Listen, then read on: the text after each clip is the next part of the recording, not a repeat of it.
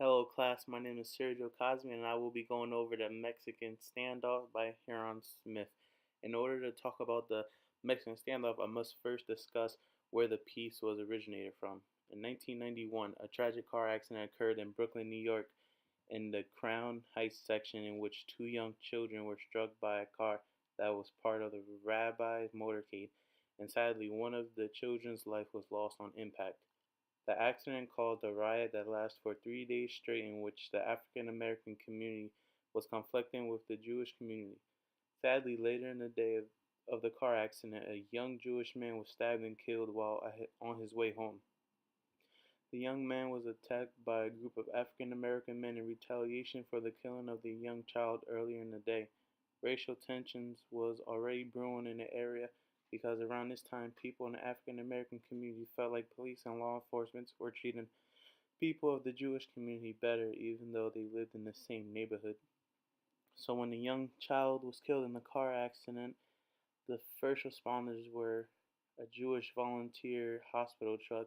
The community went into a bigger uproar because they felt like the responders were only worrying about their own people, even though there was another ambulance on the way. And the police officers that were there told the volunteer helpers to get their people out of there because they were being attacked.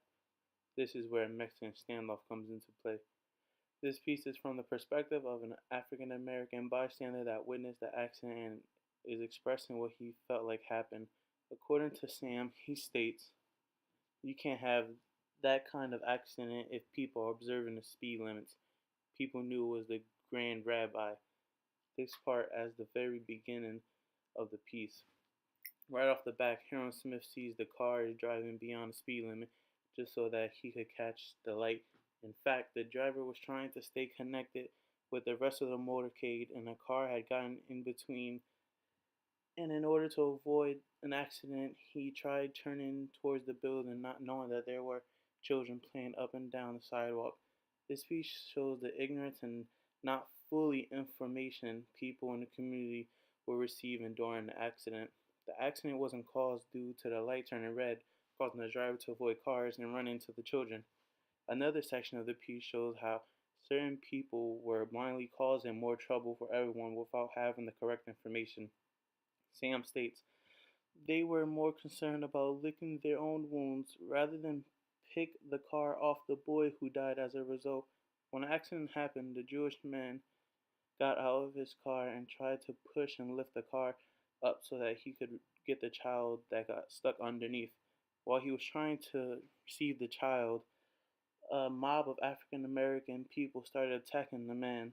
When the police arrived, they felt like the Jewish people that were that responded were in danger as well as the Jewish man, so they told the early responders to take leave since another ambulance was just arriving. And the officer felt like the Jewish people's life was in danger by staying there. The misinformation caused the community to riot and caused another life to be lost.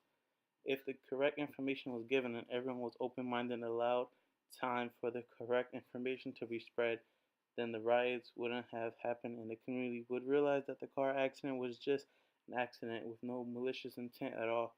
Events like this happen in our society today, and the piece even stated at the end, "It's going to happen again and again." There's a Mexican standoff right now, but it's going to happen again. Sam realized that things like this are always going to happen, and he was right, even though it's not the same form as the riots. Our society, our community is being threatened and attacked by racial concerns we had to face and deal with for over 30 to 40 years ago, and it's sad to say that our society isn't evolving for the best. We have a president that has sparked a racial war, causing riots and violence between racial groups and people that are against his beliefs and the beliefs of the people that are for his cause. Our society needs to open up their eyes and realize what is really going on in our lives, and then maybe change will come.